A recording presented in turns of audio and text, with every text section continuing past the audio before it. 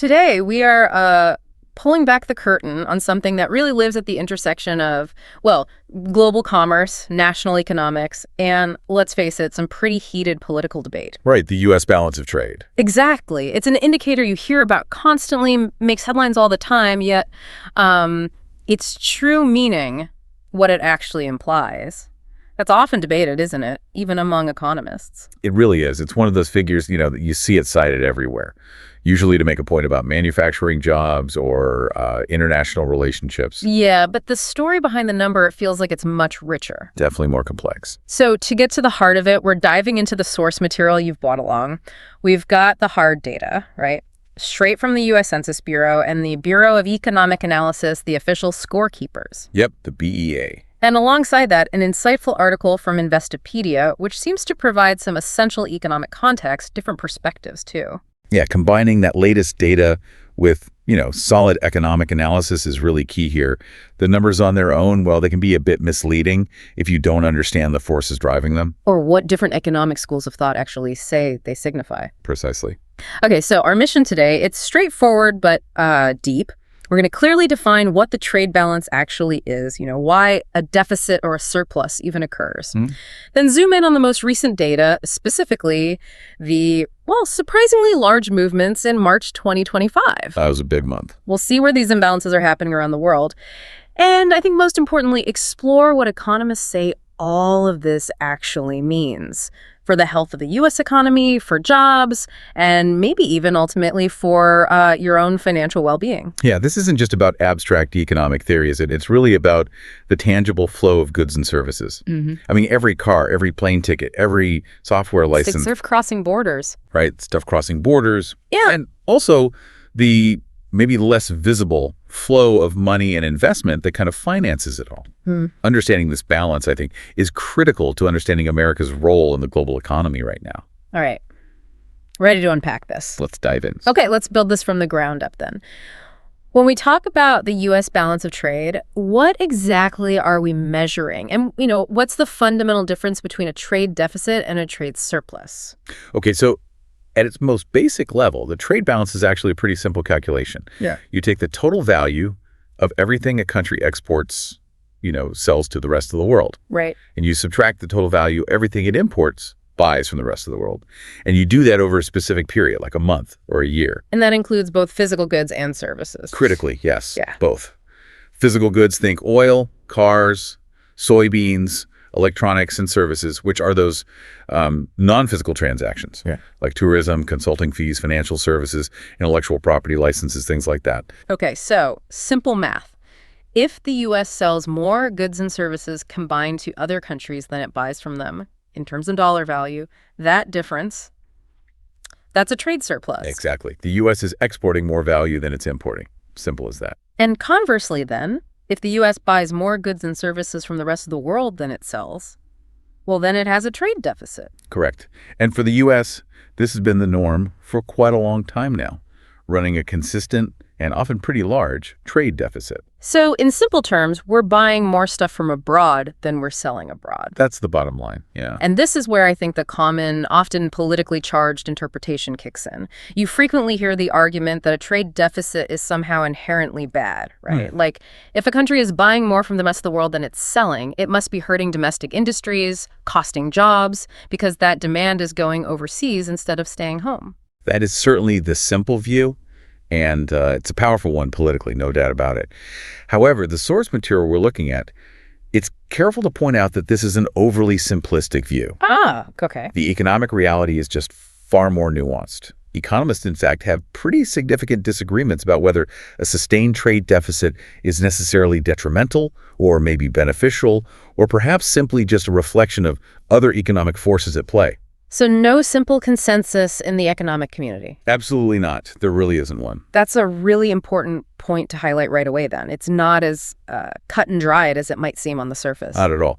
And it's also useful, I think, to differentiate between the overall trade balance that figure we just defined, and bilateral trade balances. Sure. Those are the balances with specific individual countries. The sources, for instance, they highlight the U.S. trade deficit with China as historically being the largest bilateral goods deficit that the U.S. runs. And that specific bilateral deficit, I mean, it's received a tremendous amount of attention, hasn't it? It was a major focus of policy, particularly in recent years. It absolutely was. The source notes that the U.S. trade deficit with China was a very prominent theme in the 2016 presidential campaign of Donald Trump. Right.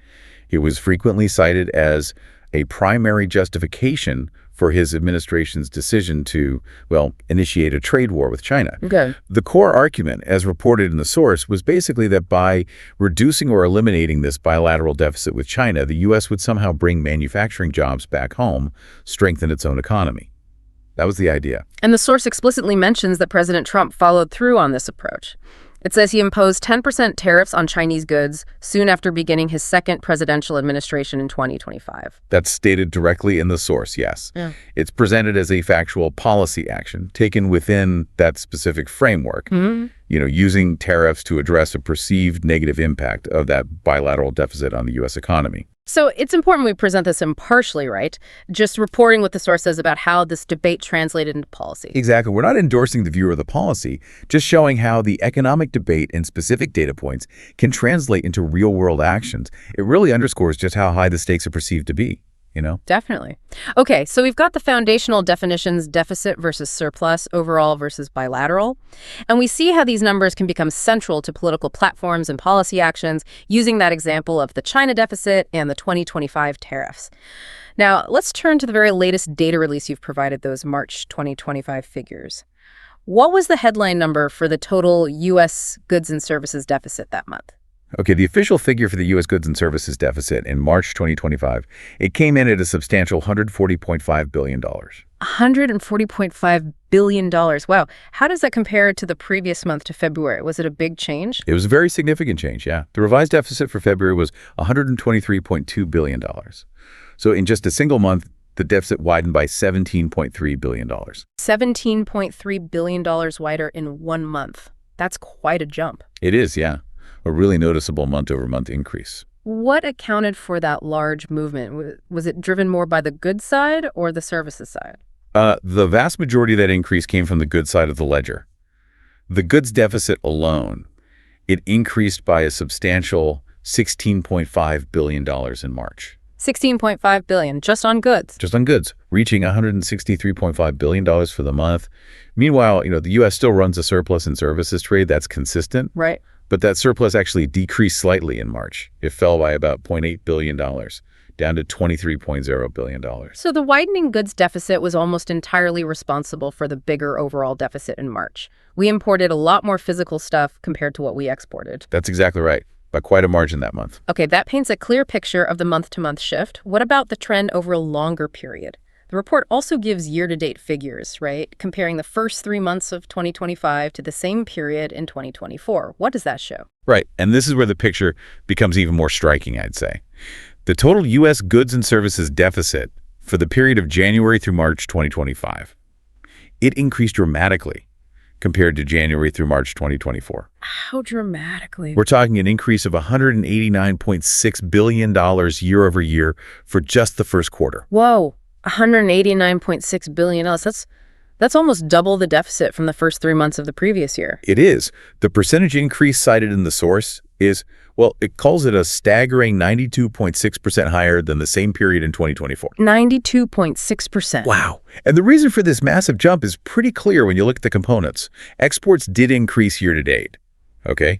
But only by $41.1 billion, or about 5.2%. Okay, modest growth. Modest growth. Imports, however, they surged by $230.7 billion. $230 billion. Yeah, or a hefty 23.3% increase over the same 3-month period. So it's not just that imports went up. They grew, more than 4 times faster than exports did over the first quarter compared to last year? That's a huge swing in the trade balance. It's absolutely a huge swing. The data also tracks the 3-month moving average for the goods and services deficit. That helps smooth out some of the monthly volatility, highlights the underlying trend. And what does that moving average tell us? Does it confirm this trend? It does. The 3-month moving average ending in March 2025, It increased by $14.1 billion from the previous average, reaching $131.4 billion. And maybe more importantly, compared to the three-month average ending back in March 2024, that average deficit was up $63.2 billion. So the moving average confirms it too. The U.S. trade deficit has been expanding quite significantly compared to where it was a year ago. Yes, that's the clear trend in the data. The report also mentioned the real goods deficit increase for March, adjusted for price changes. How did that compare to the nominal, the dollar value increase? Yeah, that's an interesting detail they include. The real goods deficit, so looking at the actual volume of goods rather than just their dollar value at current prices, that increased by 10.2% in March, which is very close to the 10.3% increase in the nominal or dollar value goods deficit for the month. So what does that tell us? Well, it suggests that the widening goods deficit we saw in March wasn't just about prices going up, inflation making imports seem more expensive. It was primarily due to a genuine increase in the quantity, the volume of imports relative to exports. That's a crucial distinction. So we're physically bringing in a lot more stuff relative to what we're sending out. Precisely. More volume. Okay, we've seen the overall numbers, the big picture changes. Now let's dig a bit deeper into what's actually flowing across these borders. What were the total export and import figures in March, broken down by goods and services? Right. So in March, total U.S. exports, it's both goods and services combined, were $278.5 billion. Yep. Now, this is only a small increase, just $0.5 billion more than February. They moved. Barely moved. Total imports, however, they came in at $419.0 billion. That was a much larger jump, $17.8 billion more than February. Okay, so you can see the impact of that import surge right there in the total figures. Almost all the change was on the import side. Exactly. And breaking that down into the components we discussed. Okay, so goods exports increased by $1.3 billion in March, reaching $183.2 billion. Goods imports, though, saw that much larger increase we talked about, driving the deficit jump. Right. On the services side, it was a bit different. Services exports actually decreased slightly by $0.3 billion to $95.3 billion in March, and services imports also decreased, but only by $0.1 billion to $72.2 billion. So that combination, exports falling slightly more than imports, led to the services surplus shrinking a bit, like you mentioned earlier. Correct. It's interesting how the services side, while smaller in total dollar value than goods, is consistently in surplus for the U.S. The source mentions that services data is collected differently than goods data. Can you briefly touch on that? How do they track services? Yeah, that's an important point about how these numbers actually get compiled. Goods data, as you might expect, is primarily derived from customs declarations, forms, filled out as physical products across the border. Okay, tangible count. Right. Services, though, are intangible, right? So measuring them requires different methods. The source explains that services statistics rely on a combination of things: comprehensive quarterly surveys, annual surveys, less frequent benchmark surveys. So surveys of businesses. Surveys of businesses, exactly, supplemented by monthly reports for certain categories where they can get monthly data. So it's not based on a physical count or declaration at the border, like goods. Correct. Because many services transactions, they happen electronically or without any physical crossing. Think about consulting advice sent over email or software downloaded. So the data primarily comes from surveying businesses and individuals involved in this cross-border services trade. And for some categories where they don't do monthly surveys, the BEA statisticians, they use statistical techniques. The source mentions something called modified Denton interpolation to basically estimate the monthly figures based on the more comprehensive quarterly data. To smooth things out and align monthly with quarterly trends. Exactly. To make sure the monthly numbers align with the quarterly totals and also capture seasonal patterns if they exist. Services data is also seasonally adjusted, just like the overall figures, to account for regular yearly fluctuations, like tourism peaks. That helps understand why there might be revisions to the data later on as more complete survey results come in. Precisely. It's an ongoing process. The source also lists several broad categories the BEA tracks for services trade. Now, we probably don't need to go through all 11 in painstaking detail. No, probably not. But could you give us a sense of the types of services included in this trade balance calculation? What are some of the significant examples that contribute to that surplus? Absolutely. Yeah, instead of listing every single one, let's highlight some of the key areas that make up U.S. services trade based on the source's definitions. Think about things like professional and management consulting services. Okay. This covers a huge range, everything from legal and accounting services provided across borders to architectural, engineering, advertising, market research. The U.S. is a major exporter in many of these high-skill areas. So if a U.S. consulting firm advises a foreign company, that counts as a U.S. services export. Precisely. Another really significant category is related to intellectual property. Ah, like patents and copyrights. Exactly. Charges for the use of patents, trademarks, copyrights, licenses to reproduce and distribute things like books, software, films. It's essentially a measure of the value derived from American innovation and creative content being used abroad. Okay. Though it's worth noting, the source clarifies that simply buying a standard piece of software off the shelves or watching a movie as an end user usually doesn't fall here. It's more about the licensing and the distribution rights. That distinction makes sense. Yeah. What about areas like technology? That must be big. Oh, huge. Telecommunications, computer and information services. That's massive and growing. It covers everything from data processing, hardware and software consulting services, customized software sales and licenses. So like cloud services, tech support. Right. And information services like news agency feeds, database access, even web search services provided across borders. Yeah. Given the strength of the U.S. tech sector, you can imagine cross-border services in this area are substantial. Definitely. And is there anything maybe a bit more tangible but still counted as a service? Travel services is a major one. Now, this isn't the international airfare itself that's usually in transport services. Okay. But travel services covers all the goods and services that non-residents purchase while they're traveling within the United States. Ah, so tourists coming here and spending money. Exactly.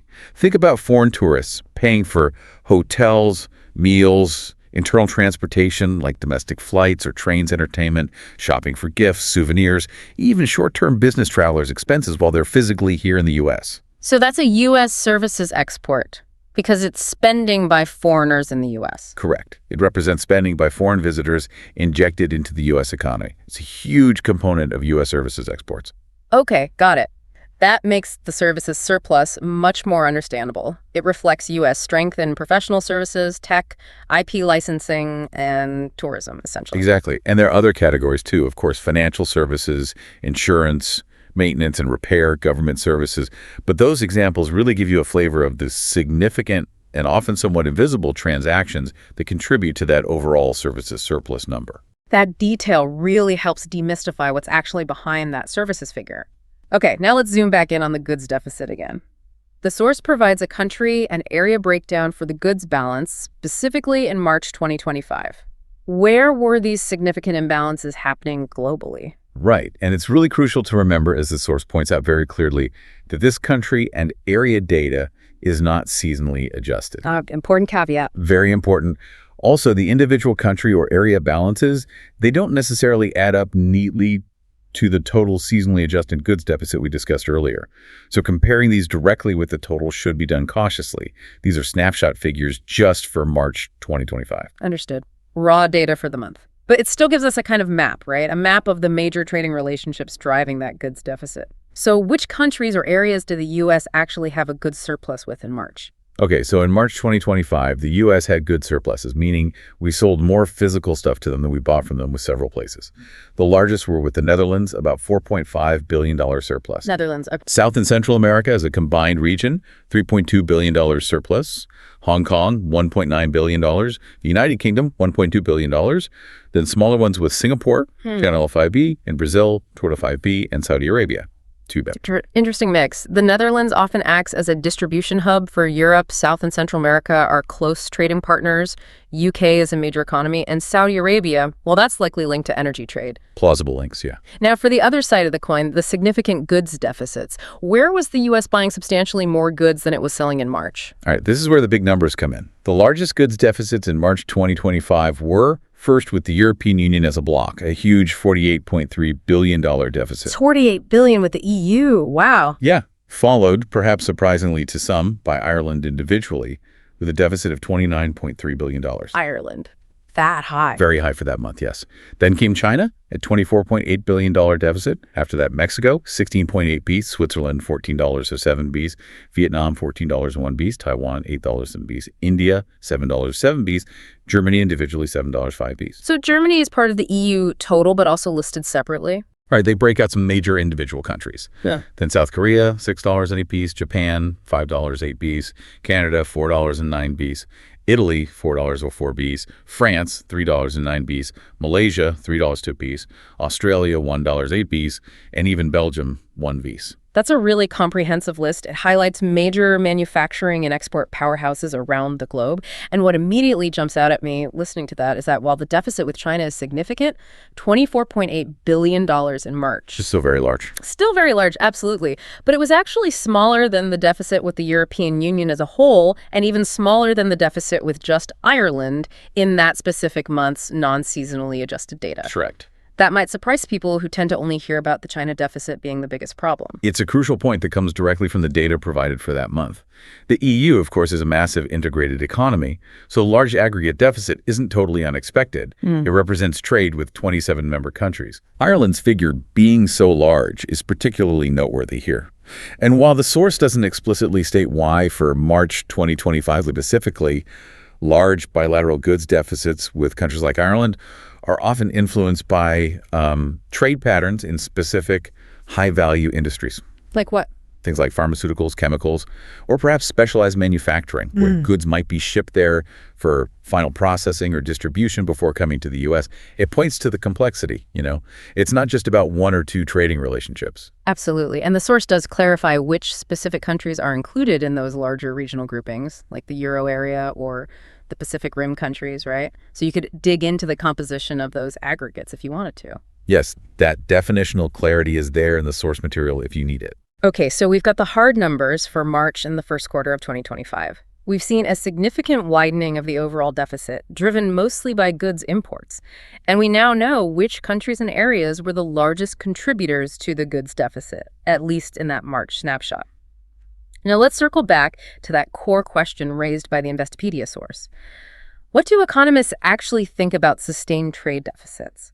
Is it a problem or, well, maybe not? Right. This is really where the debate heats up, and as the source says very clearly, there's just no simple consensus. Let's maybe look first at the arguments often put forward by those who see potential advantages, or at least benign interpretations, of a trade deficit. Okay, so what are the arguments for, or maybe tolerating a trade deficit? What are the potential upsides? Well, one of the most straightforward points is simply consumer benefit. Imports give people, and businesses too, access to a wider range of goods and services than could maybe be produced domestically, or perhaps they can get them at lower prices or higher quality. Like tropical fruits in winter, or specialized electronics from Asia, or certain European cars. Exactly. A deficit, in this view, can simply mean that consumers and businesses are able to acquire what they want or need from wherever in the world it's best sourced. It's about choice, efficiency. So it's about choice and potentially lower costs or better quality for the buyer. That makes sense. Right. But perhaps the most significant economic argument mentioned in the source relates to the flip side of the deficit. The flip side. Yeah, the inflow of foreign capital that has to accompany a trade deficit. Okay, how does a trade deficit lead to foreign capital coming in? Explain that link again. Okay, think about it this way. If the U.S. is consistently spending more dollars on imports than it's earning dollars from exports, there's a net outflow of dollars. Or maybe think of it as a higher demand for foreign currency to pay for those imports compared to the supply of foreign currency earned from exports. Okay, money flowing out, basically. Net money flowing out on the trade side. Yeah. Now, to balance the overall international accounts, because they have to balance that difference, has to be financed somehow. And that financing comes in the form of foreign entities acquiring U.S. assets. Acquiring U.S. assets, like what? They can lend money to the U.S. government. That means buying U.S. Treasury bonds. They can invest directly in U.S. businesses, building factories here, buying companies. They can buy U.S. stocks or U.S. real estate. Ah, okay. So the trade deficit, which is a deficit in the current account, is essentially balanced by a surplus in the capital account, meaning more foreign money is coming into the U.S. to buy assets than U.S. money is going out to buy foreign assets. Precisely. It's fundamentally an accounting identity. The two have to balance. And the argument then becomes, if this foreign capital inflow, this money coming in, is invested wisely within the U.S. economy, well, then it can be a significant positive force. How so? It provides a pool of funds that can be used for domestic investment, building factories, developing new technologies, improving infrastructure investment that might not have been possible if we relied solely on domestic savings. So foreign investment, which is kind of enabled or financed by the trade deficit, can actually boost U.S. productivity and economic growth. That's the theory, exactly. The source even uses the historical example of the U.S. back in the 1800s. The country ran trade deficits during periods of rapid industrialization. Right, building the country. And foreign investment, particularly from Britain, was crucial in funding things like the massive expansion of the railroad network. That was fundamental to America's economic development. So this view sees foreign capital being attracted by a dynamic U.S. economy as actually a sign of strength and a source of growth, not necessarily a weakness. That definitely challenges the simple deficit is bad narrative. Are there other potential upsides mentioned in the source? Well, the source mentions that job growth may occur in certain sectors. Now, this is a bit vague, but it could be, say, in industries that use imported components to produce their own goods more cheaply, making them more competitive globally. Or maybe jobs in logistics, shipping, port operations, the industries that handle all those imports. Exactly. Sectors involved in facilitating the trade itself. There's also the point, highlighted as a fast fact in the source, that a trade deficit can sometimes just be an indicator of strong domestic demand and consumer spending. How does that work? Well, if consumers and businesses are feeling confident, they're spending more, buying more stuff. And often a significant chunk of that stuff is imported. So a widening deficit could, paradoxically, be a symptom of a healthy, growing economy where demand is strong. Interesting. So a deficit isn't always bad. It could even signal economic health in some ways. Okay, those are the potential pros or the alternative interpretations. What about the concerns? What are the potential disadvantages or risks associated with running a sustained trade deficit as outlined in the source? Right, the cons. The primary concern is really the flip side of that foreign capital inflow we just discussed. While it can be a source of growth, There's a but. there's a but. The source warns that if that foreign capital is invested unwisely, maybe in speculative bubbles rather than productive assets, or if there's a sudden reversal or flight of that capital, well, that can lead to significant financial instability and economic pain, potentially even triggering a recession. So it's like depending too much on foreign lenders or investors who might suddenly get nervous and decide to pull their money out. Exactly that. The course provides a pretty stark cautionary tale here. The East Asian financial crisis back in 1997-98. Right. I remember that. Countries like Thailand, Indonesia, Malaysia, they had experienced huge inflows of foreign capital in the preceding years. Some of it, unfortunately, financed speculative investments like property bubbles. When investor confidence suddenly evaporated, capital flowed out incredibly rapidly. And the result. Currency collapses, banking crises, severe recessions in those economies. It's a classic example of the potential risks of becoming overly reliant on potentially volatile foreign capital flows. So the source of the financing matters, and its stability is absolutely key. It really does. Other potential disadvantages mentioned in the source include the possibility of protectionist measures, like the tariffs we discussed President Trump imposing on China. Right. While those might be intended to reduce imports and the deficit, tariffs often raise costs for domestic consumers and businesses who rely on those imports. And they frequently invite retaliatory tariffs from trading partners, which then hurts the country's own exporters. Basically, sparking a trade war, which can harm everyone involved. Precisely. Another concern that gets mentioned is that a very heavy, sustained flow of foreign capital could eventually lead to foreign investors acquiring too many important assets within the deficit country. What kind of assets? Strategic industries, perhaps critical infrastructure, large amounts of land. This raises questions about foreign ownership and, potentially, foreign control over key parts of the national economy. So a concern about national economic sovereignty or losing control. Yes, that's the underlying worry there. And finally, we come back to the argument often made by critics, particularly politicians, who focus on those bilateral deficits. The jobs argument? The jobs argument. The potential for job losses in domestic industries that compete directly with imports. And the source provides specific data on this point, right? Relating to China. It does. The source cites research from the Economic Policy Institute, which is an organization known for analyzing the impact of trade on labor. Their research, as cited, estimated that the surge in Chinese imports between 2001 and 2018 was associated with the loss of some 3.7 million U.S. jobs. 3.7 million, that's a huge number. It is. And the research indicated that a significant majority, about 75% of those estimated losses, occurred specifically in the manufacturing sector. This type of research, of course, fuels the political argument that specific trade relationships, like the one with China, have directly harmed domestic employment in certain key industries. That brings us full circle, doesn't it? Back to the policy motivations we talked about at the beginning. It's really clear that both the perceived advantages and the perceived disadvantages have evidence and strong arguments backing them. No wonder there's this lack of consensus among economists. Exactly. And the debate isn't just academic, is it? It has very real-world policy consequences because different views on the deficit naturally lead to very different policy prescriptions. Do nothing. Impose tariffs. Change tax policy. Right. And the Investopedia source offers what many economists consider maybe the most fundamental way to understand a sustained trade deficit, viewing it not just as a trade issue per se, but as a reflection of a country's underlying balance between its domestic savings and its domestic investment. Yes. This is often called the savings investment identity. It's a core concept in macroeconomics.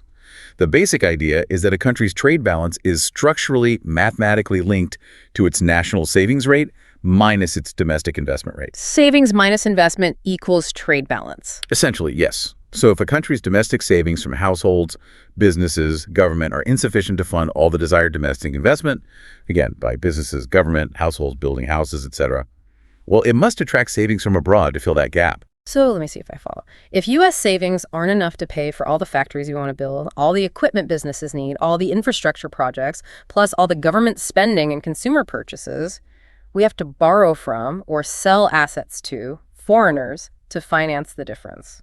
That's the mechanism in a nutshell. A trade deficit means the U.S. as a whole is spending more than it's earning from its own domestic production for its own use. That excess spending has to be financed by a capital inflow from the rest of the world. So in this view, the trade deficit is really a symptom or maybe a reflection of the U.S. having a national savings rate that is low relative to its total level of investment and consumption. So the persistent U.S. trade deficit suggests a persistent national savings investment gap, which is being consistently financed by the rest of the world lending to us or investing here. That's the economic identity.